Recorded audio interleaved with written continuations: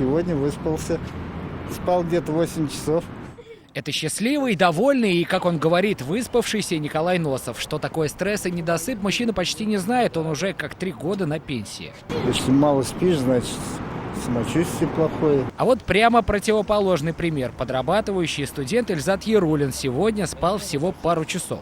Буду дожидаться, когда смена закончится, приду и, наверное, сразу лягу спать. Чувствуете, какая-то рассеянность появляется? Если, допустим, 2, 3, 4 дня подряд так делать, по 6-5 часов спать, то да. А на 1, на 2, в принципе, нормально. Такой плавающий режим сна может напрочь его испортить. Так, к примеру, согласно исследованиям, бессонница мучает 45% татарстанцев. Такие нарушения увеличивают риск онкологии в 4 раза, а инфарктов и инсультов в 5-6 раз. Но почему мы плохо спим? Специалисты винят гаджеты. Яркий экран возбуждает сетчатку и нарушает выработку гормона мелатонин. Он и отвечает за сон. В этой ситуации человек убивает фактически свой сон, нарушает его, казалось бы, за счет естественной привычки проверить новости, соцсети перед сном. Некачественный сон не только ухудшает здоровье, но и вовсе может стать причиной трагедии. Сильно утомленный водитель может уснуть даже с открытыми глазами. Не верите? Спросите у специалистов. Как утверждают сами сомнологи, автолюбители вообще очень часто недооценивают свое состояние за рулем. И из-за недосыпа аварии случаются чаще, чем из-за употребления алкоголя. В 2019 году пресечено 57 нарушений, за 2 месяца 2020 – 139 фактов, связанных с нарушением режима труда и отдыха водителей.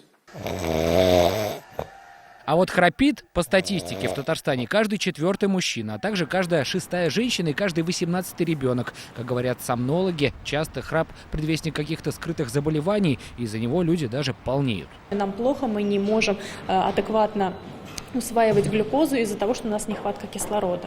Поэтому они, к сожалению, несмотря на то, сколько они едят, сколько они занимаются, они все равно продолжают полнеть. Шумно ли спят казанцы, мы спросили у них. Да, и очень. Родители не жаловались. Дочка говорит, храпишь, мам. Я сама не чувствую. И даже если вы храпите, это лечится, успокаивают сомнологи. По их словам, сейчас широко распространены специальные дыхательные маски для сна, но лучше, конечно, предварительно обратиться к специалисту. Сергей Хайдаров, Александр Лобанов, ТНВ Казань.